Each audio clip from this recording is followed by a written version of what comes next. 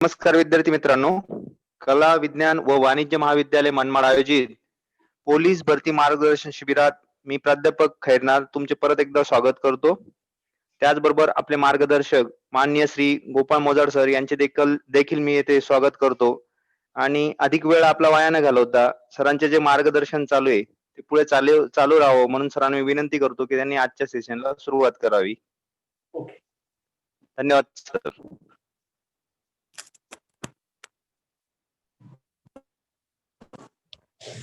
धन्यवाद. कला विज्ञान आणि वाणिज्य महाविद्यालय मनमाड यांच्या माध्यमातून आयोजित 30 दिवसीय पोलीस भरती पूर्व मार्गदर्शन जे काही आपण बघतो आहोत त्यामध्ये पोलीस भरतीच्या दृष्टिकोनातून जो काही जीएसचा सब्जेक्ट आहे त्याचा वेगवेगळ्या विषयांचा उहापोहा आपण करतो आहोत. आज त्याच सिरीज मधील जे काही महत्वाचं लेक्चर आहे त्यात जीएसच्या सब्जेक्ट मध्ये खूप सारे प्रश्न ज्यावर विचारले जातात तो चालू घडामोडी आज आपण बघणार आहोत. तर प्रथमतः बघणार आहोत चालू घडामोडींचा वेगवेगळा संदर्भ आणि नंतर आंतरराष्ट्रीय संघटनांविषयी काही प्रश्न पोलीस भरती परीक्षेला विचारले गेलेले आहेत आणि तशाच प्रकारचे काही प्रश्न विचारले जाऊ शकतात. या संदर्भात मी थोडक्यात तुम्हाला जे आहे ते सर्व ओव्हरव्ह्यू किंवा आउटलाईन जी आहे ती क्लिअर करून देणार आहे. व्यवस्थित लक्ष द्या. जे काही शिकवतो आहे किंवा जे काही सांगतो आहे व्यवस्थित समजून घ्या. समजलं नाही तर आपल्या कमेंट बॉक्सच्या माध्यमातून मला सूचना करा किंवा मला विचारत चला. त्या दृष्टीने मी माझ्या पद्धतीने शिकवत राहणार आहे. तर विद्यार्थी मित्र, चालू घडामोडी हा कोणत्याही स्पर्धा परीक्षेतील सर्वात की पॉइंट आहे. सर्वात की पॉइंट म्हणजे एकदा जर तुम्ही चालू घडामोडी जर व्यवस्थित केल्या तर जवळजवळ तुमचा 40 ते 50% स्टडी झाला म्हणून असा त्याचा अर्थ आहे. कारण मुद्दा असा आहे की चालू घडामोडींवर जेव्हा प्रश्न विचारले जातात, समजा आता 2020 साल चालू आहे, मग 2020 सालच्या चालू घडामोडींमध्ये मुद्दा असतो की 2020 साल म्हणजे जगातील सर्वात मोठी संघटना ही युनो नावाची संघटना आहे. ही युनो किंवा आता त्याला फक्त UN असं म्हटलं जातं, युनायटेड नेशन्स. या युनो नावाच्या संघटनेला 2020 मध्ये 75 वर्ष पूर्ण झाली. ही बातमी आपण वाचतो, एक चालू घडामोडीची न्यूज म्हणून आपण ती कलेक्ट करतो, नो प्रॉब्लेम. पण त्याचबरोबर त्या बातमीमध्ये मग या युनोचा संपूर्ण इतिहास, त्याची स्थापना, त्याच्या संदर्भातील वेगवेगळी तत्वे, त्याच्या वेगवेगळ्या संघटना, त्याचे वेगवेगळे उपक्रम सर्वांसंदर्भात माहिती दिलेली असते. म्हणजे या युनोच्या संदर्भात आपला जो आहे तो अजून ऍडिशनल मुद्दा कव्हर झाला. त्याचबरोबर समजा हा 2020 साल चालू आहे, आपण वाचतो की 2020 साल, मग 2020 मध्ये भारतीय स्वातंत्र्य लढ्यातील जे महत्वाचं आंदोलन आहे असहकार आंदोलन किंवा ज्याला नॉन कॉपरेशन मुवमेंट्स म्हणतात ते पूर्ण झालं. आपण 2020 सालच्या चालू घडामोडीचा मुद्दा म्हणजे असहकार आंदोलनाला 100 वर्ष पूर्ण झाले. पण 100 वर्ष पूर्ण होताना मग असहकार आंदोलन काय आहे पेपरमध्ये भरपूर मोठी मोठी लेख छापून आलेले असतात. ज्या काही पुरवण्या असतात, रविवारची पुरवणी असेल, शनिवारच्या पुरवण्या असतात, त्यांना खूप सारे डिटेल्स मध्ये जे आहे ते तज्ञांचं जे काही वर्णन त्या प्रसंगाविषयी किंवा त्या चळवळीविषयी जे सांगितलेले असतात, जेणेकरून चालू घडामोडीचा अभ्यास करतानाच आपल्याला राज्यशास्त्र, अर्थशास्त्र, इतिहास, भूगोल आणि विज्ञान यांचं सुद्धा जे आहे ते नॉलेज होत असतं. अगदी समजा एखादा डे आहे, या महिन्यात एक डे मागे संपन्न झाला, थॅलेसेमिया डे आहे. मग थॅलेसेमिया नावाचा आजार कशामुळे होतो? एनेमिया डे आहे, मग एनेमिया नेमका आजार कशामुळे होतो? म्हणजे अशा प्रकारच्या सायन्सच्या संदर्भातही वेगवेगळे मुद्दे या चालू घडामोडीच्या माध्यमातून आपली कव्हर होत असतात. त्यामुळे चालू घडामोडीवर ज्याची चांगली कमांड त्याला बाकीच्या विषयांमध्ये सुद्धा चांगले संदर्भ जुळून आपलं जे आहे ते आपले मार्कांक मिळवता येतात किंवा आपली दावेदारी जी आहे ते प्रबळ करता येते. त्यामुळे विनंतीपूर्वक सर्वांना विनंती आहे की चालू घडामोडी हा विषय अत्यंत व्यवस्थित करत जा. रोजचं वर्तमानपत्र प्रत्येकाने वाचलं पाहिजे. ज्याला महाराष्ट्राच्या शासनात किंवा देशाच्या प्रशासनात अधिकारी म्हणून वावरायचं आहे त्याने रोजचं वर्तमानपत्र वाचलंच पाहिजे. कारण रोजच्या वर्तमानपत्रातून आपल्याला खूप साऱ्या घडामोडी कळत असतात, पण वर्तमानपत्र वाचताना चित्र बघून बातमी वाचायची नसते. बऱ्याच जणांना ही वाईट सवय आहे. एखाद्या सुंदर अभिनेत्रीचं चित्र असलं तरच ती बातमी वाचतील, नाहीतर अग्रलेखामध्ये शक्यतो चित्र नसतात. अग्रलेख किंवा एडिटोरियल्स जे काही असतात त्याच्यामध्ये चित्र नसतात, ते वाचतच नाही. एवढं मोठं कोण वाचत बसेल? पण खरी आपल्याला आवश्यक असणारी किंवा अत्यावश्यक असणारी इन्फॉर्मेशन त्या न्यूजपेपरच्या अग्रलेखामध्येच असते. त्यामुळे अग्रलेख व्यवस्थित वाचत चला. पहिलं पेज असेल, शेवटचं पेज असेल, त्याचा व्यवस्थित जो आहे तो ढंडोळा घेत चला, जेणेकरून तुमच्या स्पर्धा परीक्षेला उपयुक्त असणारे प्रश्न, स्पर्धा परीक्षेला उपयुक्त असणारे संदर्भ, स्पर्धा परीक्षेसाठी उपयुक्त असणारी माहिती तुम्हाला जे आहे ते तुम्हाला व्यवस्थित कळेल आणि तुमच्या पेपरमध्ये तुमचा परफॉर्मन्स चांगला होईल. अगदी युपीएससीचा जर पेपर बघितला तर फक्त आठवण करून देतो, युपीएससीच्या पूर्व परीक्षेला जवळजवळ 100 प्रश्नांची जी आहे ते परीक्षा असते. जीएसचा जो पेपर 100 प्रश्नांचा असतो आणि 100 पैकी जवळजवळ 60 ते 65 प्रश्न, 60 to 65 questions related to current affairs, अभी अभी आई खबरों के अनुसार, अशी त्याची स्टार्टिंगच असते. आणि म्हणजे तुम्हाला जे आहे त्या कोणत्याही परीक्षा, अगदी पोलीस भरती असो, तलाठी भरती असो, पीएसआय एसटीआय असो, राज्यसेवा किंवा युपीएससी, चालू घडामोडी हा सगळ्यात की पॉइंट जो आहे तो आपल्या सक्सेसचा ठरत असतो. त्यामुळे चालू घडामोडी विषयी कुणीही कॅज्युअली घेऊ नका, त्याला सिरियसली घ्या, त्याचा व्यवस्थित अध्ययन करा. आणि चालू घडामोडीचा महत्वाचा मुद्दा की चालू घडामोडीची दररोज स्टेप बाय स्टेप तयारी करत चला. दररोजच्या घडामोडी दररोजच झाल्या पाहिजे. एकाच वेळेस सगळं जर डोक्यात कोंबायला लागले वर्षभराच्या मागच्या चालू घडामोडी, तर काहीच डोक्यात राहणार नाही. दररोजच्या दररोज अपडेट घेत चला आणि त्याच्याविषयी आपल्या नोट्स तयार करत चला.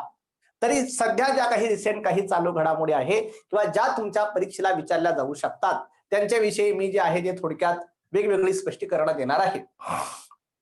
पुन्हा एकदा सांगतो, पोलीस भरतीची जाहिरात येणार आहे, त्यामुळे सिरियसली घ्या आणि आपल्या आयुष्याचा राजमार्ग आजच निश्चित करा आणि त्यावर वाटचाल सुरू करा. कालच महाराष्ट्राच्या गृहमंत्र्यांनी जळगावच्या भाषणात सांगितलं की पोलीस भरतीची जाहिरात लवकरात लवकर येणार आहे आणि पोलीस भरती लवकरात लवकर होणार आहे. त्यामुळे आपण जे आहे ते आपण त्या दृष्टीने तयारी करावी किंवा आपण त्या दृष्टीने वाटचाल करायला सुरुवात करावी. तर आपला जो काही मुद्दा आहे चालू घडामोडी आणि नंतरचा जर काही वेळ मला मिळालाच तर आंतरराष्ट्रीय संघटना, त्यांच्याविषयी एखादा प्रश्न विचारला जातो, त्या संदर्भात मी चर्चा करणार आहे. व्यवस्थित लक्ष द्या. सध्याची आणि पहिली सर्वात महत्वाची जी काही चालू घडामोड आहे, काही महाराष्ट्र शासनाशी रिलेटेड आहे, काही राष्ट्रीय स्तरावरील आहे, तर काही आंतरराष्ट्रीय स्तरावरील आहे. आंतरराष्ट्रीय स्तरावरील चालू घडामोडींमध्ये आता नाव लिहिलेलं आहे म्हणून त्याच्याविषयी सांगतो. दिसत नाही का काहीच? हॅलो एव्हरीबडी, फळ्यावरचं दिसत आहे का?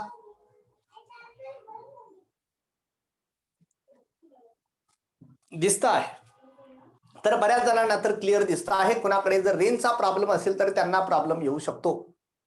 खूप जणांचे रिप्लाय हो असेच आहे, म्हणजे त्यांना क्लिअर दिसत आहे. आणि माझ्याकडेही रेंजचा प्रॉब्लेम आहे असं मला काही वाटत नाही, रेंज तर भरपूर आहे. ओके, तर आपला जो काही पहिला मुद्दा आहे चालू घडामोडीच्या दृष्टीने, UN नावाची संघटना आहे, म्हणजे युनायटेड नेशन्स. आणि आत्ताच 2020 मध्ये जे काही 2020 साल चालू आहे, 2020 मध्ये युनायटेड नेशन्स या संघटनेला 75 वर्ष पूर्ण होत आहे. 75 वर्षे पूर्ण होत आहे. कारण युएनची जी काही स्थापना आहे 24 ऑक्टोबर 1945 या दिवशी झालेली होती. 24 ऑक्टोबर 1945 या दिवशी युएनची स्थापना आहे आणि 2020 म्हणजे तिला 75 वर्ष पूर्ण होत आहे. पोलीस भरतीला कधी कधी प्रश्न विचारला जाऊ शकेल की आता 2020 मध्ये कोणत्या संस्थेने आपला अमृत महोत्सव साजरा केला, कोणत्या संस्थेने आपल्या स्थापनेचा अमृत महोत्सव. मग तुम्हाला ते पण क्लिअर पाहिजे, अमृत महोत्सव म्हणजे नेमकं काय. पोलीस भरतीच्या क्वेश्चन पेपर मध्ये मराठीतूनच प्रश्न असतात, इंग्रजीतून प्रश्न असत नाही. त्यामुळे अमृत महोत्सव म्हणजे अमृत महोत्सवच क्लिअर झाला पाहिजे. साधारणतः एखाद्या संस्थेला 25 वर्ष पूर्ण झाली तर त्याला रौप्य महोत्सव म्हणतात. आवाज क्लिअर येतोय? तर 25 वर्ष पूर्ण झाली तर त्याला रौप्य महोत्सव म्हणतात. बऱ्याच जणांना तर क्लिअर येतो आहे. मुद्द्याकडे लक्ष द्या. 25 वर्ष जर पूर्ण झाली तर त्याला रौप्य महोत्सव म्हणतात. 50 वर्ष जेव्हा पूर्ण होतात तेव्हा त्याला सुवर्ण महोत्सव असे म्हटले जाते, गोल्डन जुबली. सुवर्ण महोत्सव 50 वर्ष. आणि जेव्हा 75 वर्ष पूर्ण होतात, 75 वर्ष ज्या संस्थेला पूर्ण झाली किंवा ज्या व्यक्तीला पूर्ण झाली त्याचा तो अमृत महोत्सव असतो. तर अशा प्रकारचं म्हणजे कोणती संस्था आपला अमृत महोत्सव साजरा करत आहे तर ती UN नावाची संस्था आहे किंवा 2020 मध्ये 75 वर्ष पूर्ण झालेली आहे. तर अशा प्रकारची युनो नावाची संघटना किंवा जिला युनायटेड नेशन्स असं म्हटलं जातं. वेगवेगळे प्रश्न माझ्याकडे आहे, परंतु मूळ मुद्दा आंतरराष्ट्रीय संघटनांच्या काळात मी ते शिकवणार आहे. सध्या चालू घडामोडीवर मी कॉन्सन्ट्रेट करतो. तर अशा प्रकारच्या या युनोची स्थापना खरं तर झाली होती जागतिक शांततेसाठी, की जगात जे काही दुसरं महायुद्ध झालं आणि त्या दुसऱ्या महायुद्धाने जगाचा कधी पाहिला नव्हता एवढा प्रचंड मोठा संहार घडविला. अगदी अणुबॉम्बचा सुद्धा वापर केला गेला. आता परत युद्ध होऊ नये म्हणून जगातल्या सगळ्या देश एकत्र आले, महत्वाचे देश एकत्र आले आणि त्यांनी युनोची स्थापना केली किंवा युनायटेड नेशन ऑर्गनायझेशन, सध्या तिला UN असं म्हटलं जातं. पण तरी सुद्धा आत्ताच्या मोमेंटला जर बघितला तर जगात बरेच देश युद्धाच्या उंबरठ्यावर उभे आहे. जसा आपला भारत, पाकिस्तान, चीन युद्धाच्या उंबरठ्यावर उभे आहे, किंवा चीन आणि अमेरिका युद्धाच्या उंबरठ्यावर उभे आहे. चीन आणि तैवान किंवा चीन, दक्षिण कोरिया आणि उत्तर कोरिया अशा प्रकारचे देश युद्धाच्या उंबरठ्यावर उभे आहे. त्यांच्यामध्ये कधीही युद्ध होऊ शकतं किंवा कधीही भडका उडू शकतो. आणि त्याचबरोबर सध्याची लेटेस्ट चालू घडामोड म्हणजे दोन देशांमध्ये तर युद्ध सुरू पण झालेलं आहे. बऱ्याच मोठ्या प्रमाणात त्यांचं सैन्याची, त्यांचे रंगाडी असतील किंवा त्यांच्या ज्या आहे त्या वेगवेगळ्या घटकांची हानी झालेली आहे. परीक्षेला प्रश्न विचारला जाऊ शकतो, आता सध्या किंवा कोणत्या देशांमध्ये मागील काही दिवसात जे आहे ते युद्ध झालेलं होतं. तर ते युद्ध झालेले देश लक्षात ठेवा. पहिला देश आहे अर्मेनिया. सध्या ज्या देशांमध्ये युद्ध चालू आहे, चालू घडामोडीच्या संदर्भात सांगतो, एक अर्मेनिया नावाचा देश आहे आणि दुसरा जो काही देश आहे त्याचं नाव आहे अझरबैजान. तर अर्मेनिया आणि अझरबैजान नावाच्या देशांमध्ये सध्या युद्ध चालू आहे. मग तुम्हाला याची इन्फॉर्मेशन क्लिअर हवी की अर्मेनिया नावाचा देश आहे आणि अझरबैजान नावाचा देश आहे. दोघांची बांधाला बांध म्हणजे सीमेला सीमा लागून आहे. आणि त्यामध्ये एक वेगळा भाग आहे, कालाबाख नावाचा एक भाग आहे, त्याचं नाव अजून काहीतरी वेगळं आहे, पण त्या भागावरून त्यांच्यामध्ये वाद आहे आणि त्याच्यामुळे त्या दोघांमध्ये युद्ध चालू आहे. त्यात अझरबैजान हा तेल समृद्ध देश आहे. अझरबैजानची राजधानी आहे बाकू, कॅस्पियन समुद्राला लागून देश आहे. सध्या जास्त मी डिटेलमध्ये जात नाही, पोलीस भरतीला अत्यंत बरोबरच्या घडामोडी असतात. फक्त युद्ध कोणामध्ये आहे? अर्मेनिया आणि अझरबैजान यांच्यामध्ये युद्ध चालू आहे. दुसरी महत्वाची जी काही चालू घडामोड आहे त्या चालू घडामोडीमध्ये आंतरराष्ट्रीय स्तरावरील काही चालू घडामोडींचा संदर्भ सांगतो जे परीक्षेला विचारले जाऊ शकतील. की एक फ्रेंच ओपन नावाची टेनिस स्पर्धा आहे. काल आपण स्पर्धा बघितल्या, त्यामध्ये बऱ्याच स्पर्धा खरं तर वेळेअभावी मी सांगू शकलो नाही. पण टेनिसच्या बाबतीत ज्या काही महत्वाच्या स्पर्धा समजल्या जातात, टेनिसच्या बाबतीत ज्या काही महत्वाच्या स्पर्धा आहे, पहिली महत्वाची स्पर्धा आहे ऑस्ट्रेलियन ओपन. Australian open. यानंतरची महत्वाची स्पर्धा आहे फ्रेंच ओपन. त्यानंतरची जगातली टेनिसच्या दृष्टीने सर्वात महत्वाची जी काही स्पर्धा आहे किंवा सर्वात प्रतिष्ठेची स्पर्धा, तिला विम्बल्डन असं म्हटलं जातं.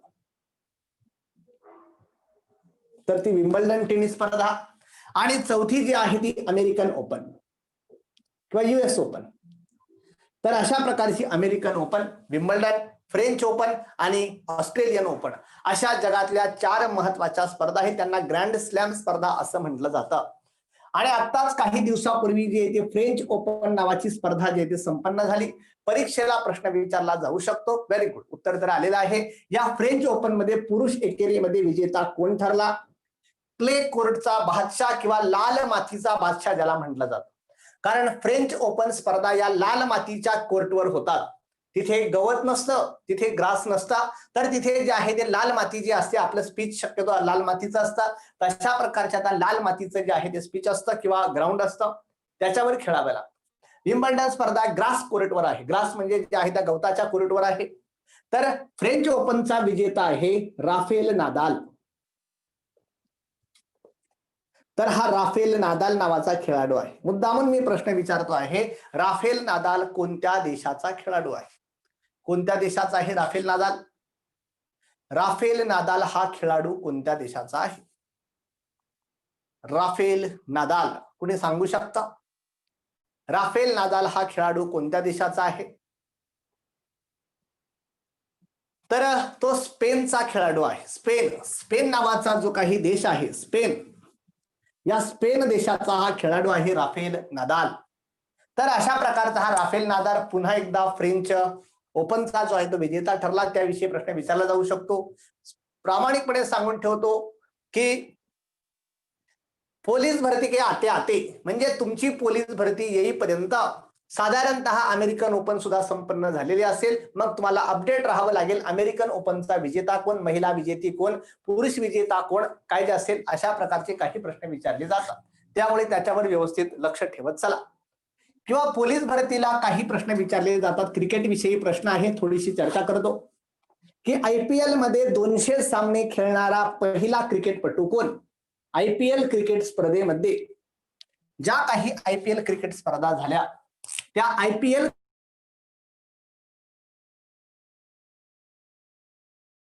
खेळणारा पहिला खेळाडू कोण, ज्याने 200 मॅचेस खेळलेले आहे. मग तो MS धोनी किंवा महेंद्रसिंह धोनी. बरोबर आहे. तर IPL मध्ये 200 सामने खेळणारा पहिला क्रिकेटपटू कोण आहे, तर तो भारताचा खरं तर आधी कर्णधार होता महेंद्रसिंह धोनी, MS धोनी. तर हा महेंद्रसिंह धोनी IPL मध्ये 200 सामने खेळणारा पहिला क्रिकेटपटू ठरलेला आहे. तर अशा प्रकारचे काही प्रश्न जे ते पोलीस भरतीला या अनुषंगाने सुद्धा जे ते विचारले जाऊ शकतात किंवा विचारले जातात. यानंतर एक अभियान आहे, TB हारेगा देश जितेगा. तर ट्युबरक्युलोसिस किंवा अशा प्रकारचा जो काही क्षयरोग आहे, श्वसन संस्थेचा रोग आहे, क्षयरोग जीवाणूंमुळे होणारा. तर अशा प्रकारचा हा क्षयरोग नावाचा रोग आहे किंवा ज्याला TB म्हणतात. तर या TB मुळे भारतात आजही प्रचंड मोठ्या प्रमाणात मृत्यू होत आहे. आणि त्यामुळे एका राज्याने कॅम्पेन किंवा एक अभियान सुरू केलेलं आहे, TB हारेगा देश जितेगा. मग TB हारेगा देश जितेगा हे अभियान कोणत्या राज्यात सुरू केलेले आहे किंवा कोणत्या राज्यात सुरू झालेले आहे. तर TB हारेगा देश जितेगा हे अभियान नागालँड नावाच्या राज्यात सुरू झालेले आहे. नागालँड मध्ये सुरू झालेले आहे. तर नागालँड नावाचं राज्य आहे. भारतात बऱ्याच जणांना तो संदर्भ सुद्धा लवकर माहीत नसतो, पण माहीत असू द्या. तर अशा प्रकारचा आपला जो काही भारत देश आहे तात्पुरता नकाशा काढतो.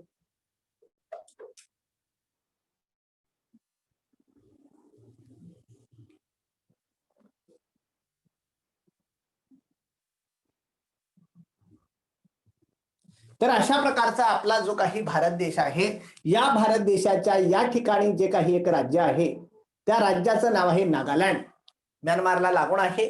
म्हणजे या ठिकाणी जे काही राज्य आहे नागालँड, दिसपूर नावाची त्याची कॅपिटल आहे, त्याची कोहिमा नावाची जी आहे ती कॅपिटल आहे. मूळ मुद्दा मला सांगायचा, या नागालँड नावाच्या राज्याने TB हारेगा देश जितेगा अशा प्रकारचे कॅम्पेन राबवलेलं आहे.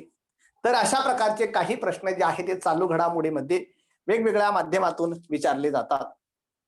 यानंतर खरं तर खूप सारे प्रश्न आणि खूप सारी चर्चा आहे. थोडक्यात महत्वाची जी काही असेल ती चर्चा पुढे घेऊन जातो. परीक्षेला प्रश्न विचारला जाऊ शकतो, खालीलपैकी कोणत्या देशाने सर्वप्रथम नो मास्क नो सर्व्हिस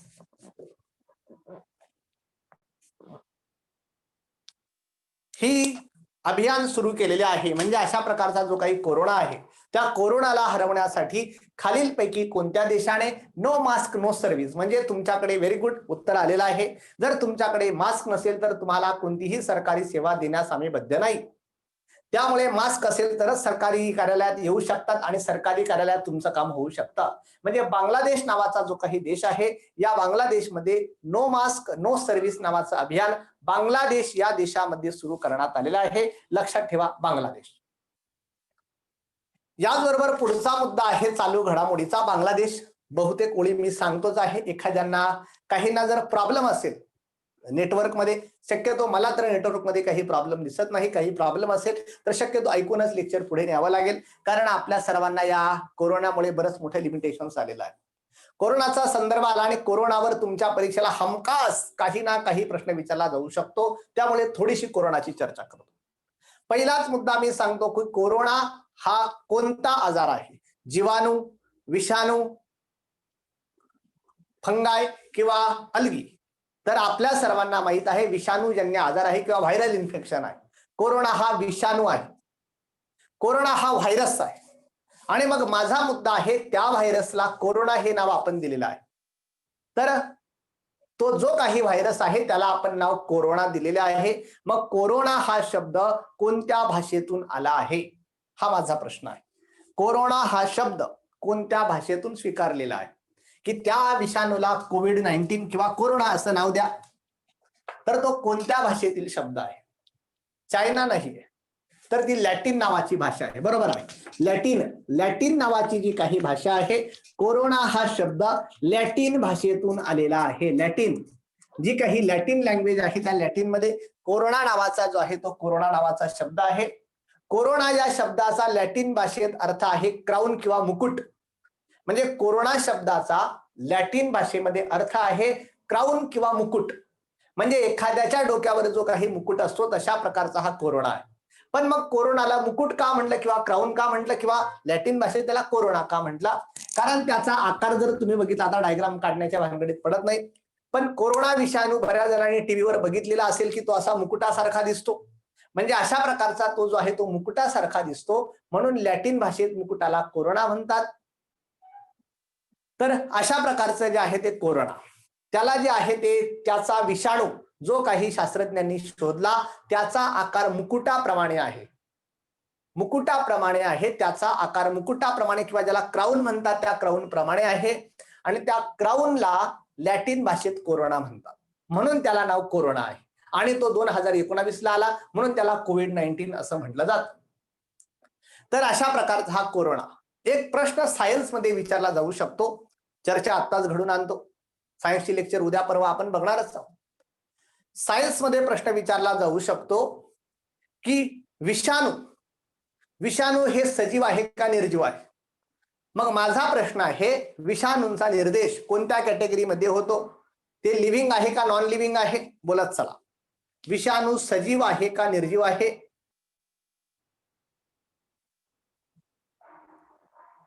तर त्याचं खरं उत्तर लक्षात घ्या. विषाणू हे सजीव पण असतात आणि कधी काळी निर्जीव पण असतात. ते नेमके सजीव आहे का निर्जीव आहे हे सांगता येत नाही. सजीव आणि निर्जीव यांच्या सीमारेषेवर आहे. बोथ बरोबर आहे, सजीव आणि निर्जीव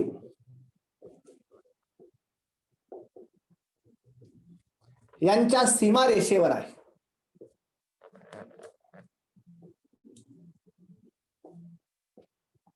तुम्ही म्हणाला असं कसं काय होऊ शकतं? जगालाच कोंडं पडलेलं आहे की असं कसं काय होऊ शकतं, पण आहे ते.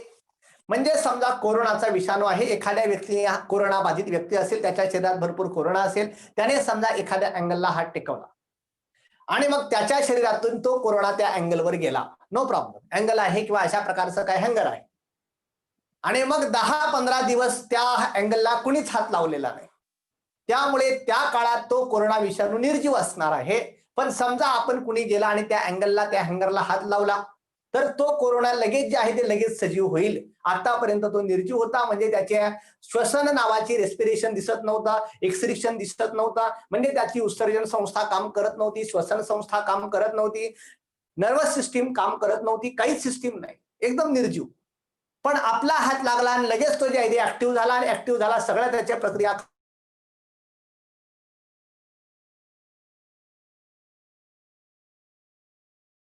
म्हणजे जेव्हा त्याला पॅरासाइट म्हणून कोणी मिळतो, होस्ट म्हणून मिळतो, तेव्हा तो जो आहे तो सजीव होतो. आणि जेव्हा मिळत नाही, एखाद्या बाटलीत भरून ठेवला तर हजारो वर्ष तसाच निर्जीव राहू शकतो. म्हणजे सजीव आणि निर्जीव यांच्या सीमारेषेवर कोरोनाचा उल्लेख केला जातो. आणि मग परीक्षेला प्रश्न विचारला जाऊ शकतो, सोपे सोपे प्रश्न असतात पोलीस भरतीला. कोरोना हा विषाणू सर्वात प्रथम चीन मधील कोणत्या शहरात आढळला? मग आपणा सर्वांना माहित आहे चीन मधील वुहान नावाचं शहर आहे. हुबेई नावाचा चीनचा एक प्रांत आहे आणि ते वुहान नावाचं शहर आहे. या शहरात सर्वात प्रथम हा कोरोना नावाचा विषाणू जो आहे तो सापडला आणि तिथपासून जो आहे तो जगभर पसरला. परीक्षेला प्रश्न विचारला जाऊ शकतो, कोरोना हा विषाणू शरीराच्या कोणत्या संस्थेवर अटॅक करतो? मग ती रेस्पिरेटरी सिस्टीम आहे, नर्वस सिस्टीम आहे, डायजेस्टिव्ह सिस्टीम आहे का एक्सक्रिटरी सिस्टीम आहे? मराठीमध्ये जी आहे ती चेता संस्था आहे, श्वसन संस्था आहे, पचन संस्था आहे की उत्सर्जन संस्था आहे? तर ती रेस्पिरेटरी सिस्टीम आहे, बरोबर आहे. तर आपली जी काही फुफ्फुस आहे म्हणजे रेस्पिरेटरी सिस्टीम आहे, त्या रेस्पिरेटरी सिस्टीमवर हा कोरोना नावाचा विषाणू अटॅक करतो आणि रेस्पिरेटरी सिस्टीम मध्ये बरेचसे फेल्युअर दिसायला लागले की बाकीच्या सिस्टीम फेल्युअर होऊ लागतात.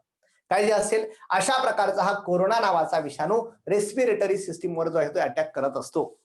तर अशा प्रकारचा एकंदर वेगवेगळे मुद्दे परीक्षेला असा प्रश्न विचारला जाऊ शकतो, केंद्र सरकारच्या मार्फत कोरोनाचे रुग्ण किंवा कोरोनाचे जे आहे ते प्रभाव कमी करण्यासाठी कोणतं ऍप लॉन्च केलं गेलं होतं?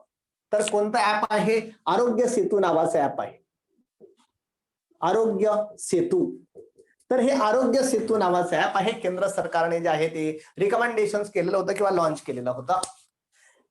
महाराष्ट्राची पोलीस भरती आहे, त्यामुळे महाराष्ट्राच्या शासनाच्या योजनांविषयी काही प्रश्न विचारले जाऊ शकतील की महाराष्ट्र शासनाने कोरोनाचा प्रभाव कमी करण्यासाठी कोणतं अभियान राबवलेलं होतं? मग मला उत्तर द्या. महाराष्ट्र शासनाने कोरोनाचा प्रभाव कमी करण्यासाठी, त्याचा इफेक्ट रिड्यूस करण्यासाठी कोणतं अभियान राबवलेलं होतं किंवा कोणतं अभियान राबवत आहे? महाराष्ट्र शासनातर्फे कोणते अभियान किंवा विच कॅम्पेन, कोणतं अभियान राबवत आहे?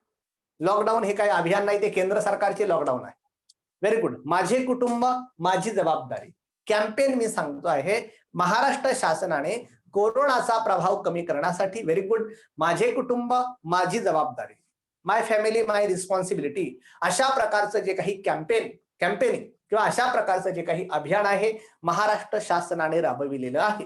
तर अशा प्रकारचं जे आहे ते काही प्रश्न कोरोनाविषयी परीक्षेला विचारले जाऊ शकतील. अजून भरपूर चर्चा आहे, पण जेवढं शक्य आहे तेवढं लक्षात आणून देतो.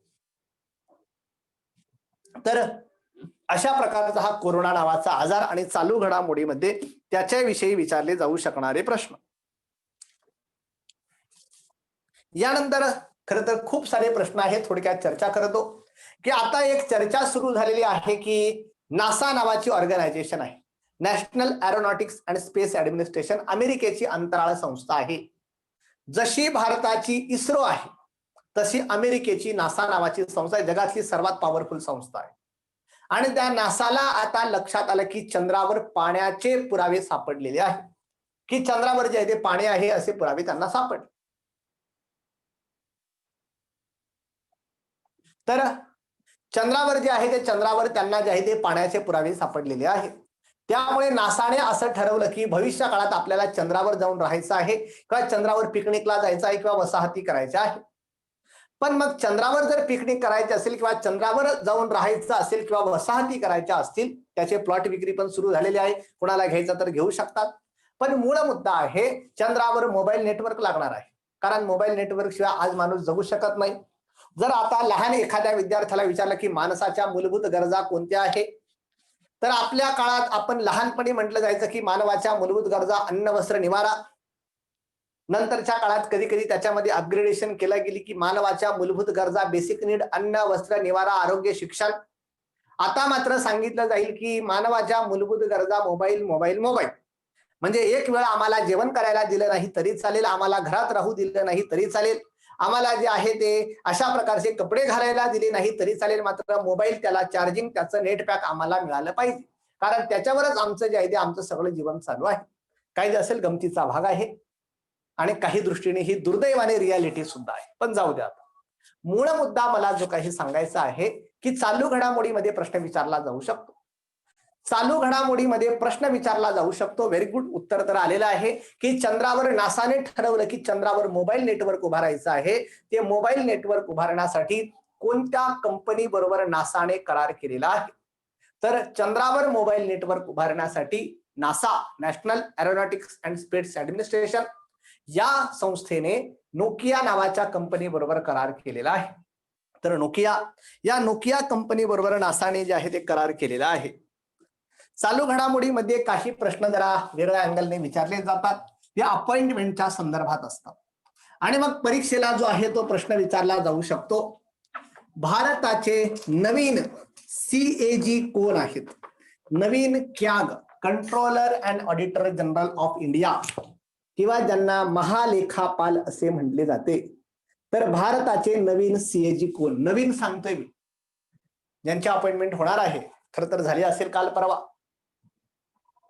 भारताचे नवीन सीएजी कोण आहे? नवीन आतापर्यंत होते ते गेले, आता मात्र नवीन सीएजी आहे.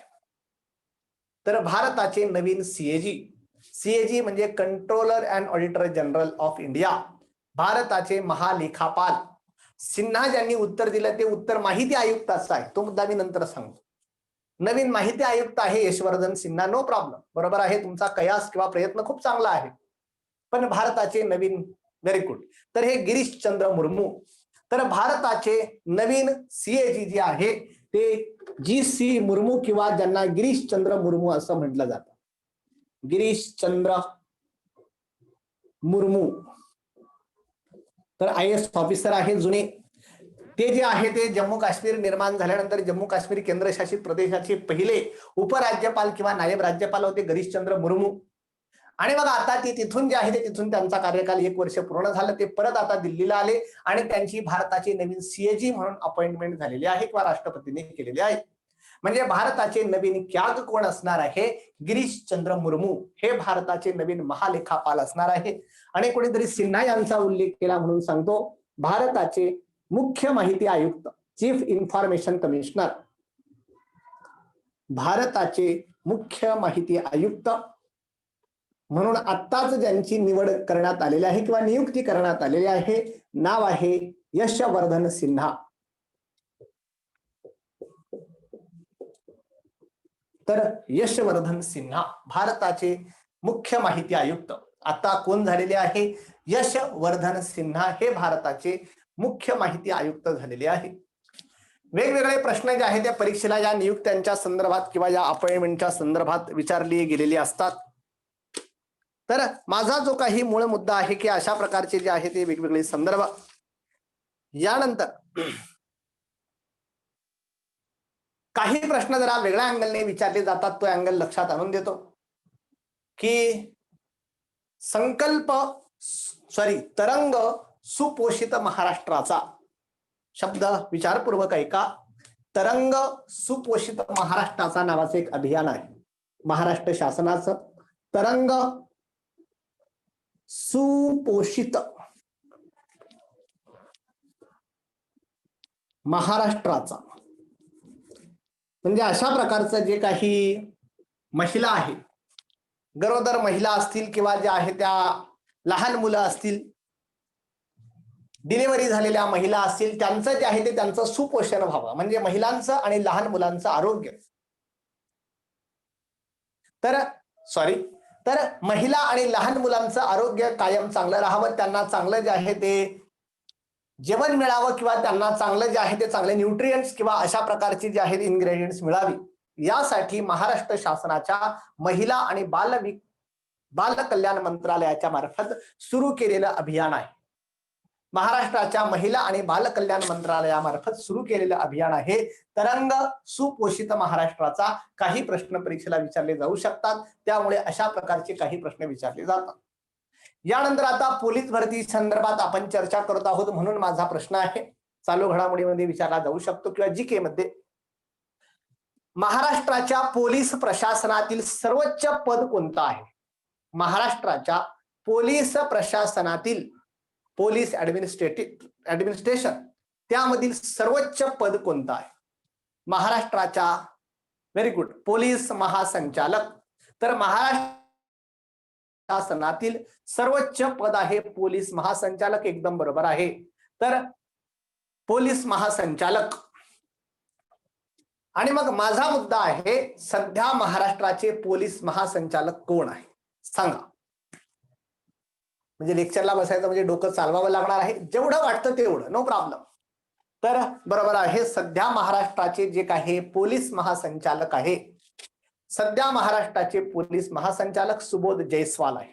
तर हे सुबोध जयस्वाल हे पोलीस महासंचालक आहे. विश्वास नांगरे पाटील साहेब नाशिकचे सीपी होते, आता ते जे मुंबईला अतिरिक्त उपायुक्त आयुक्त म्हणून गेलेले आहे, तो सध्याचा त्यांचा मुद्दा नाही.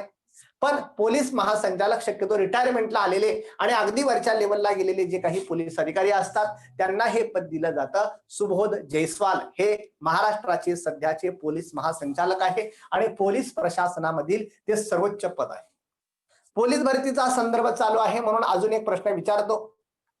की महाराष्ट्र शासनाने वेगवेगळे जे आहे ते पोलीस आयुक्तालय निर्माण केलेली आहे, की वेगवेगळ्या शहरांसाठी पोलीस आयुक्तालय असतं आणि मग त्या आयुक्तालयाचा प्रमुख म्हणजे कमिशनर ऑफ द पोलीस. जसं नाशिक पोलीस आयुक्तालय आहे त्याचे कमिशनर ऑफ द पोलीस आधीच्या काळात जे आहे ते विश्वास नांगरे पाटील साहेब होते, काय असेल अशा प्रकारची पोलीस आयुक्तालय किंवा जे आहे ते निर्माण केलेली आहे.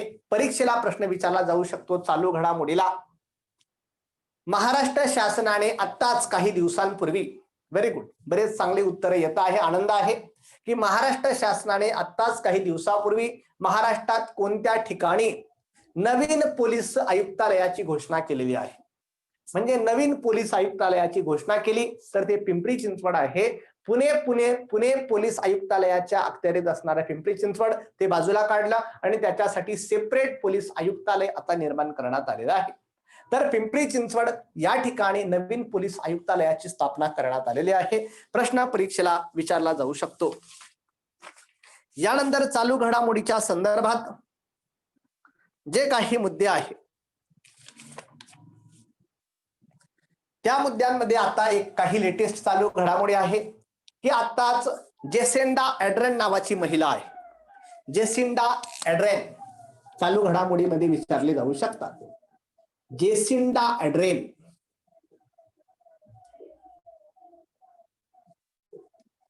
आणि मग परीक्षेला प्रश्न विचारला जाऊ शकतो. नुकत्याच जेसिंडा ॲड्रेन यांची कोणत्या देशाच्या राष्ट्राध्यक्ष पदावर, कोणत्या देशाच्या राष्ट्राध्यक्ष म्हणून निवड झालेली आहे, म्हणजे निवडणुकीतून निवडून आल्या त्या जेसिंडा ॲड्रेन यांची कोणत्या देशाच्या राष्ट्राध्यक्ष म्हणून निवड झालेली आहे, तिसऱ्यांदा निवडून आलेली आहे. तर जेसिंडा ॲड्रेन कोणत्या देशाच्या राष्ट्राध्यक्षपदी निवडून आलेले आहे, आत्ताच निवड झाली. अमेरिकन अध्यक्ष पदासाठी असा कोणताही माणूस उभा नव्हता, तिथे दोनच माणसं आहे, एक जो बायडेन आणि डोनाल्ड ट्रम्प, आणि ते काय आहे 2-4 दिवसात आपल्याला कळेल. ब्रिटनचे पंतप्रधान जे आहे ते जॉन्सन आहे. जेसिंडा ॲड्रेन कोणत्या देशात आहे, व्हेरी गुड, न्यूझीलंड नावाचा देश आहे, की न्यूझीलंड नावाचा देश आहे. या न्यूझीलंड देशाच्या पंतप्रधान किंवा न्यूझीलंड देशाच्या अध्यक्षा म्हणून या जेसिंडा ॲड्रेन यांची आता जे आहे ते निवड झालेली आहे. लोकांनी त्यांच्या पार्टीला मोठं बहुमत दिलेलं आहे. जगात जे काही 7 खंड आहे त्यांपैकी हा आशिया खंड, हा इकडे अशा प्रकारचा पसरलेला जो आहे तो आफ्रिका खंड, याच्यावरती हा छोटासा पसरलेला हा खंड आहे हा युरोप खंड, इकडे जो काही आहे तो उत्तर अमेरिका खंड, इकडे जो काही अशा प्रकारचा पसरलेला आहे तो दक्षिण अमेरिका खंड, इकडचा जो आहे तो अंटार्क्टिका नावाचा खंड, आणि जगातील सर्वात लहान आकाराचा जो काही खंड आहे तो अशा प्रकारचा पसरलेला ऑस्ट्रेलिया नावाचा खंड आहे. आणि या ऑस्ट्रेलिया नावाच्या खंडामध्ये इकडे एक अशा प्रकारचा छोटासा आणि अत्यंत सुंदर देश आहे. कधी जाऊन बघा, इतका सुंदर देश आहे की तुम्ही तिकडेच राहून जाल की काय. पण मूळ मुद्दा सांगतो, ऑस्ट्रेलियाच्या खाली इकडे एक सुंदर देश आहे, त्या देशाचं नाव आहे न्यूझीलंड नावाचा देश आहे. आणि त्या न्यूझीलंडमध्ये जेसिंडा ॲड्रेन या त्यांच्या अध्यक्षा म्हणून निवडून आलेल्या आहे. तर अशा प्रकारचे जे जेसिंडा ॲड्रेन, अशा प्रकारचे काही प्रश्न पोलीस भरतीसाठी जर विचारले गेले तर ते आपल्याला माहिती हवे.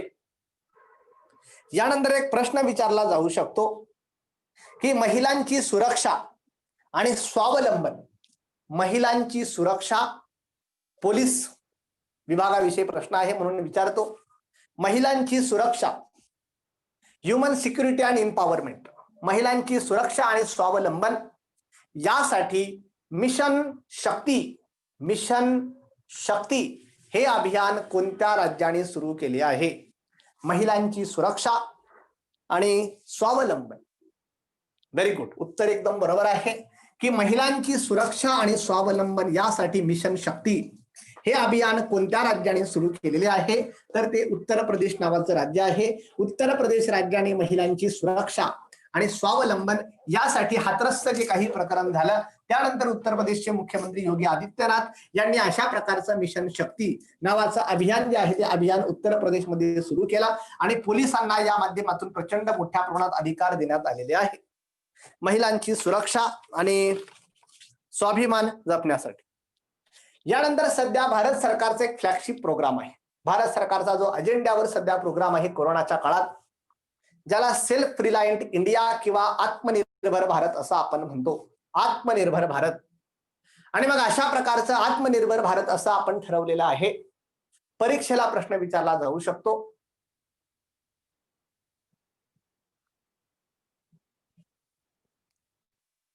परीक्षेला प्रश्न विचारला जाऊ शकतो, आत्मनिर्भर भारत प्रशिक्षण केंद्र कोणत्या ठिकाणी सुरू करण्यात आलेले आहे? आत्मनिर्भर भारत प्रशिक्षण केंद्र खालीलपैकी कोणत्या राज्याने कोणत्या ठिकाणी सुरू केलेले आहे? आत्मनिर्भर भारत प्रशिक्षण केंद्र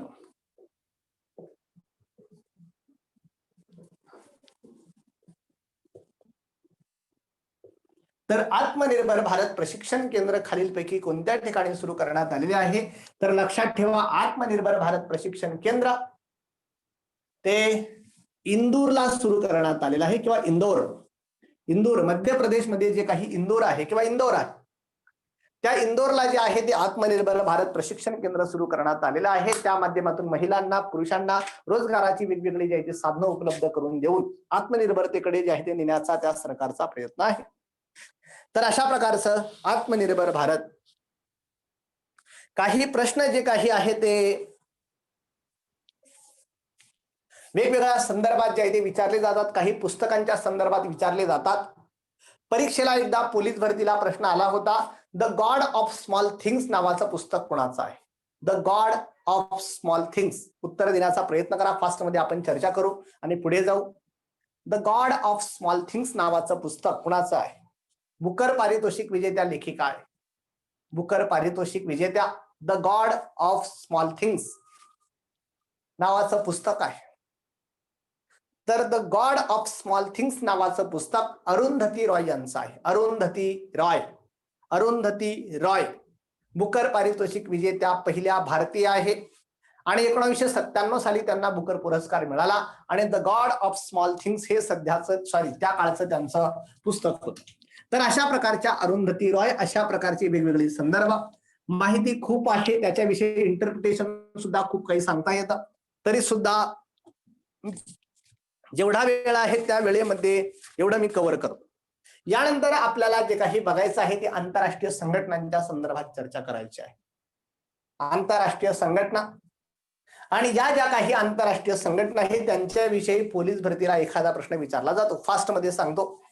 पहिली महत्वाची आंतरराष्ट्रीय संघटना थोड्या वेळापूर्वी आपण उल्लेख केला होता, UN, युनायटेड नेशन ऑर्गनायझेशन किंवा आता जिला युनायटेड नेशन्स असं म्हटलं जातं, संयुक्त राष्ट्रे.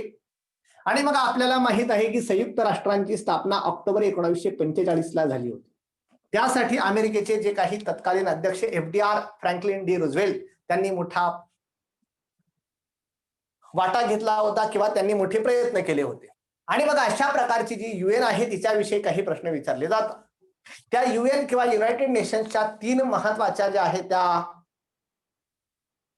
कार्यप्रणाली समजल्या जातात. पहिली कार्यप्रणाली आहे तिला आमसभा किंवा जनरल असेंब्ली म्हणतात. UN ची जनरल असेंब्ली किंवा आमसभा.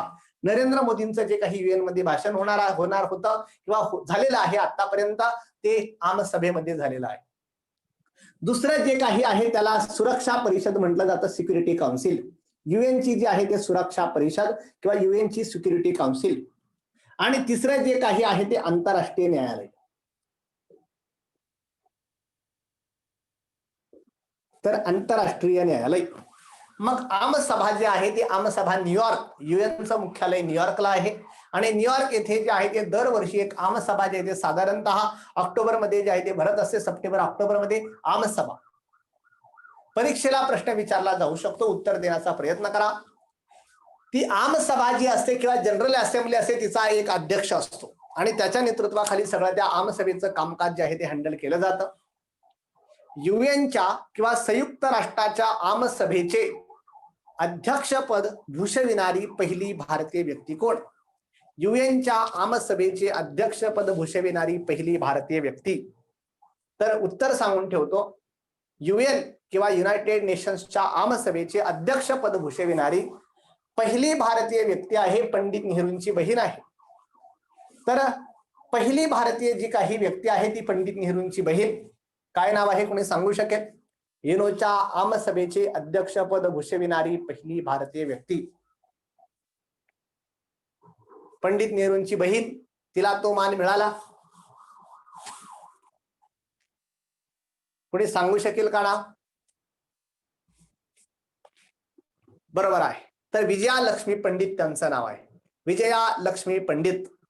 तर विजया लक्ष्मी पंडित ज्या आहे त्या युनोच्या आमसभेच्या अध्यक्षपद भूषविणाऱ्या पहिल्या भारतीय व्यक्ती आहे किंवा पहिल्या भारतीय महिला आहे. म्हणजे व्यक्ती पण आहे त्याच. नंतर ही सुरक्षा परिषद, कधी कधी जर प्रश्न विचारलाच की सुरक्षा परिषदेमध्ये किती सदस्य असतात, तर सुरक्षा परिषदेमध्ये 15 सदस्य असतात. युनोची जी काही सुरक्षा परिषद आहे 15 सदस्य असतात आणि 15 पैकी 10 अस्थायी आणि 5 जे आहे ते 5 मेंबर स्थायी असतात. स्थायी म्हणजे त्यांना व्हेटो पॉवर आहे. आणि मग त्यामध्ये जे आहे ते अमेरिका आहे, फ्रान्स आहे, ब्रिटन आहे, चायना आहे आणि रशिया आहे.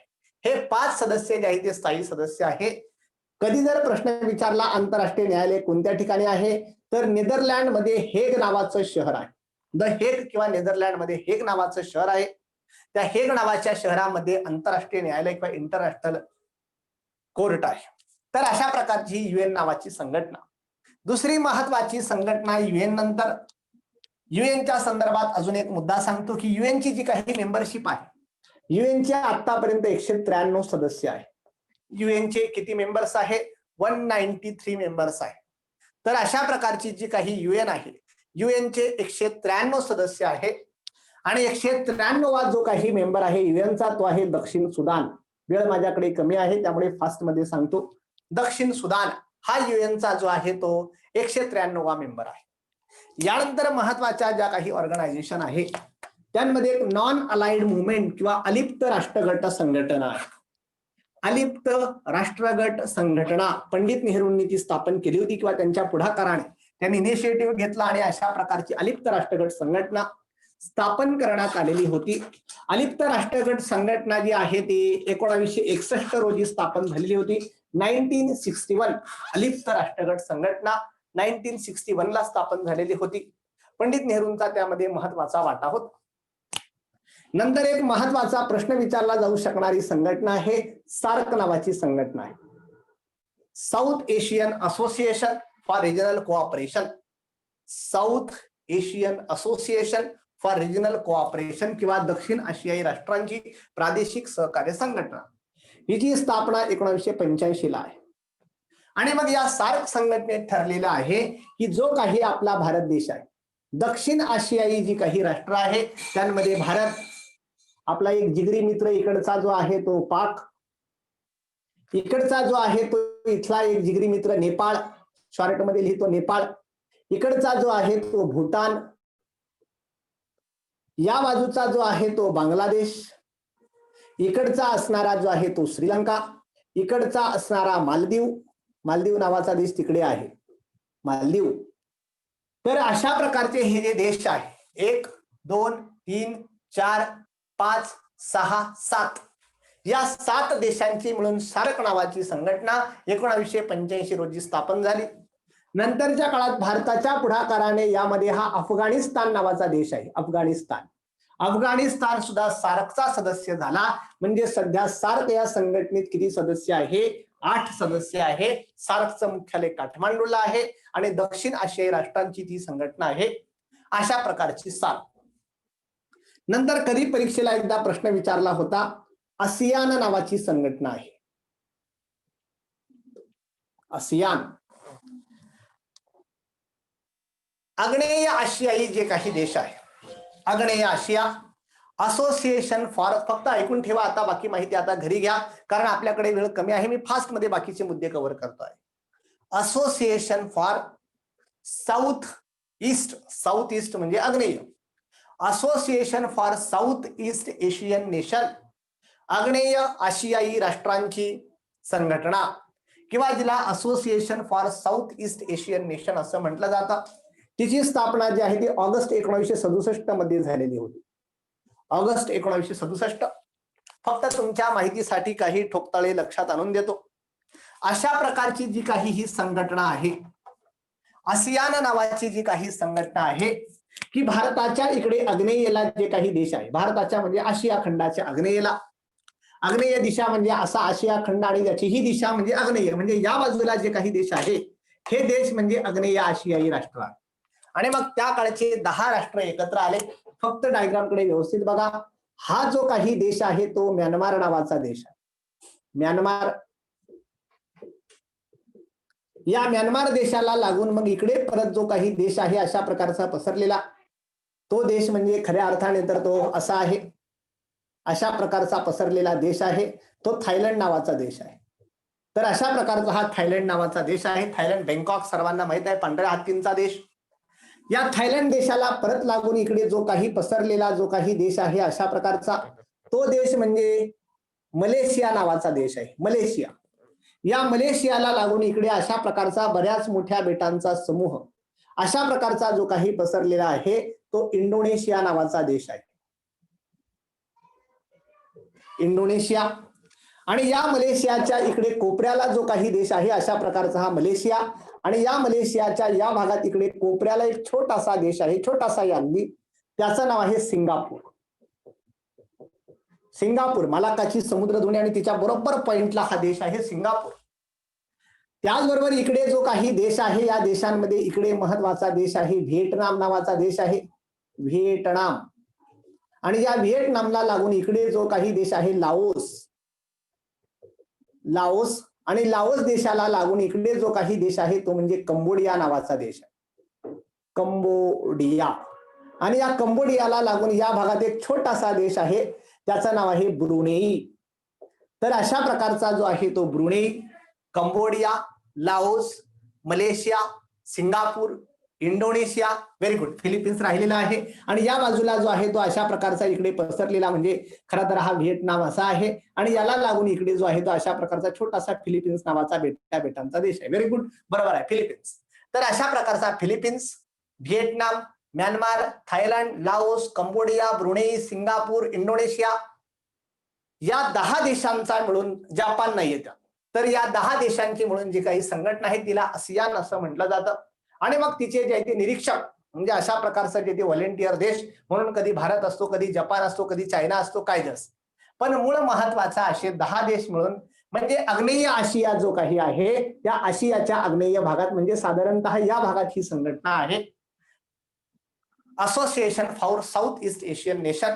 मूळ 10 देश आहे आणि बाकी निरीक्षक देश भरपूर आहे. तर ही एक महत्वाची संघटना, परीक्षेला त्याविषयी काही प्रश्न विचारले जातात. यानंतर जगातील एक महत्वाची संघटना आहे, परीक्षेला प्रश्न विचारला जाऊ शकतो, ती म्हणजे ओपेक नावाची संघटना आहे. ओपेक. ओपेक नावाची संघटना आहे organisation for petroleum exporting countries. Organisation for petroleum exporting countries, खनिज तेल निर्यात करणाऱ्या देशांची संघटना. एखादा प्रश्न फक्त परीक्षेला असतो. तर ओपेक नावाची संघटना आहे. ही ओपेक नावाची जी काही संघटना आहे स्थापना आहे 1960. 1960 मध्ये स्थापना आहे. एका परीक्षेला म्हणजे पोलीस भरतीला नाही मात्र तलाठीका कोणती परीक्षा होती त्याला प्रश्न विचारला होता, ओपेक नावाच्या संघटनेचं मुख्यालय कोणत्या ठिकाणी आहे. आणि OPEC organisation of petroleum exporting countries, organisation of petroleum exporting country, petrol किंवा खनिज तेल निर्यात करणाऱ्या देशांची संघटना, organisation for petroleum exporting country. आणि एका परीक्षेला विचारलेला प्रश्न होता की ओपेकचं मुख्यालय कोणत्या ठिकाणी आहे. तर ओपेकचं मुख्यालय ऑस्ट्रियाची राजधानी व्हिएन्ना नावाचं जे काही शहर आहे, व्हिएन्ना, या व्हिएन्ना या ठिकाणी आहे ओपेकचं मुख्यालय आहे. ओपेकचं मुख्यालय व्हिएन्ना या ठिकाणी आहे. तर अशा प्रकारची जी आहे ते ओपेक नावाची संघटना आहे. यानंतर एक महत्वाची जी काही संघटना आहे ती म्हणजे WHO. तर WHO नावाची संघटना आहे, वर्ल्ड हेल्थ ऑर्गनायझेशन. ही जी काही युनायटेड नेशन्स आहे तिच्या असोसिएटेड किंवा संलग्न काही संस्था आहे. आणि युनायटेड नेशनच्या असोसिएटेड मध्ये जे आहे ते युनेस्को नावाची एक संस्था आहे. युनेस्को, कधी कधी परीक्षेला याचा फुल फॉर्म विचारला जातो, united nation educational scientific and cultural organisation. शोधून घ्यानंतर फक्त लक्षात आणून देतो. असोसिएटेड संस्था कोणत्या? तर युनेस्को आहे, एक युनिसेफ आहे, UNICEF united nation children education fund, एक संघटना आहे UNEP united nation environmental programme, united nation environmental programme. तर अशा प्रकारच्या ज्या काही संघटना त्याच्या असोसिएटेड आहे, तशा प्रकारे UN ची एक असोसिएटेड इन्स्टिट्यूशन किंवा ऑर्गनायझेशन म्हणजे WHO आहे. WHO म्हणजे वर्ल्ड हेल्थ ऑर्गनायझेशन किंवा जागतिक आरोग्य संघटना. सध्या तिचं प्रचंड मोठ्या प्रमाणात भांडवल झालेलं आहे. आणि मग अशा प्रकारची जी काही WHO आहे त्याच्याविषयी एखादा प्रश्न पोलीस भरतीला विचारला जाऊ शकतो, कारण कोरोनाच्या काळात यांचा रोल फार महत्वाचा आहे. आणि WHO ची जी काही स्थापना आहे 7 एप्रिल 1948 ला आहे. 7 एप्रिल 1948 ला WHO ची स्थापना आहे. आणि 7 एप्रिलला WHO ची स्थापना आहे, त्यामुळे 7 एप्रिल हा जागतिक आरोग्य दिन म्हणून साजरा केला जातो. वर्ल्ड हेल्थ डे 7 एप्रिलला WHO ची इस्टॅब्लिशमेंट आहे, त्यामुळे 7 एप्रिल हा वर्ल्ड हेल्थ डे म्हणून साजरा केला जातो. तर 7 एप्रिल हा वर्ल्ड हेल्थ ऑर्गनायझेशनचा स्थापना दिवस आहे, त्यामुळे तो ब्रिक्स सांगणारच आहे मी. त्यामुळे तो जो आहे तो जागतिक आरोग्य दिन म्हणून जो आहे तो साजरा केला जातो 7 एप्रिल. आणि तेव्हापासून ही संघटना काम करते आहे. चालू घडामोडीच्या संदर्भात एक वेगळा प्रश्न विचारला जाऊ शकतो, या WHO च्या उपाध्यक्ष कोण आहे? आणि अशा प्रकारचा जे उपाध्यक्ष आहे भारतीय व्यक्ती आहे सौम्या स्वामीनाथन. सौम्या स्वामीनाथन. तर WHO च्या उपाध्यक्ष कोण आहे? अध्यक्ष जे काही आहे ते इथिओपियाचे आहे. नाव आता जास्त काही सांगत नाही. बऱ्याच जणांनी टीव्हीवर बघितले असेल, सध्या त्यांनाच कोरोना झालेला आहे, काही असेल. तर WHOचं जे काही मुख्यालय आहे, WHOचं मुख्यालय आहे स्वित्झर्लंड मधील जिनेव्हा. तर जिनेव्हा हे WHOचं मुख्यालय आहे. तर WHOचं मुख्यालय आहे जिनेव्हा, स्वित्झर्लंड मध्ये आहे. जिनेव्हा नावाचं शहर, त्या ठिकाणी मुख्यालय आहे. आणि उपाध्यक्ष मात्र भारतीय व्यक्ती आहेत, त्यामुळे त्यांच्याविषयी प्रश्न विचारला जाऊ शकतो. त्या आहेत सौम्या स्वामीनाथन नावाच्या व्यक्ती आहेत. यानंतर ज्या काही महत्वाच्या संघटना आहे, 2-3 संघटना सांगतो फास्ट मध्ये, जो काही अल्पसा वेळ राहिलेला आहे त्यामध्ये. एक महत्वाची संघटना ब्रिक्सचा उल्लेख करतो, ब्रिक्स. तर आता जी काही एक महत्वाची संघटना ब्रिक्स नावाची संघटना आहे, पहिली ही ब्रिक नावाची संघटना होती, ब्रिक एवढीच होती. आणि या ब्रिकची स्थापना 2009 ला झालेली आहे. 2009 ला ब्रिकची स्थापना आहे. ब्राझील, रशिया, इंडिया आणि चायना. आणि मग 2010-11 ला त्याच्यामध्ये अजून एक साऊथ आफ्रिका हा देश ऍड करण्यात आला. आणि मग अशा प्रकारची 2009 ला ब्रिक्सची स्थापना आहे. आणि मग नंतरच्या काळात त्याच्यात साऊथ आफ्रिका ऍड करण्यात आला, म्हणून त्या ब्रिक्सचा ब्रिक्स झाला. आणि मग अशा प्रकारचं जे आहे ते ब्रिक्स ही संघटना दरवर्षी तिचे अधिवेशन होत असतात. या वर्षी सुद्धा रशियामध्ये तिचं ऑनलाईन अधिवेशन झालं, तो मुद्दा जाऊ. आणि परीक्षेला प्रश्न विचारला जाऊ शकतो, या ब्रिक्स नावाच्या संघटनेने एक ब्रिक्स बँक निर्माण केलेली आहे, ब्रिक्स बँक. आणि या ब्रिक्स बँकेचं मुख्यालय शांघाय या ठिकाणी आहे, शांघाय. तर या ब्रिक्स बँकेचं मुख्यालय शांघाय या ठिकाणी आहे. तर ही ब्रिक्स बँक आणि तिचं हेड ऑफिस जे आहे शांघाय या ठिकाणी जे आहे ते ब्रिक्स बँकेचं हेड ऑफिस आहे. तर अशा प्रकारची जी आहे ते ब्रिक्स नावाची संघटना. शेवटच्या 2-3 संस्था लक्षात आणून देतो. एक जागतिक व्यापारावर नियंत्रण करणारी WTO आहे, वर्ल्ड ट्रेड ऑर्गनायझेशनची स्थापना. वर्ल्ड ट्रेड ऑर्गनायझेशनची स्थापना 1995 ला आहे. 1 जानेवारी 1995 डंकेल प्रस्ताव, त्यानुसार वर्ल्ड ट्रेड ऑर्गनायझेशनची स्थापना झाली. नंतर महत्वाच्या ज्या काही संस्था आहेत, IMF नावाची संस्था आहे, इंटरनॅशनल मॉनिटरी फंड.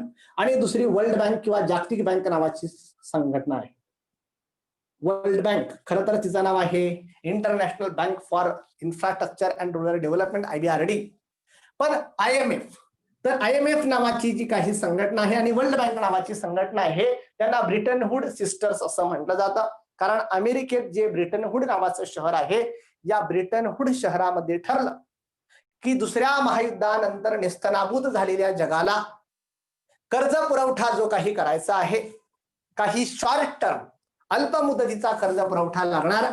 IMF म्हणजे इंटरनॅशनल मॉनिटरी फंड अल्प मुदतीचा कर्ज पुरवठा करणार आहे आणि वर्ल्ड बँक जे आहे लॉंग टर्म म्हणजे दीर्घ मुदतीचा कर्ज पुरवठा करणार आहे.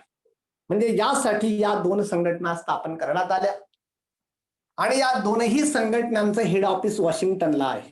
अमेरिकेची राजधानी वॉशिंग्टन.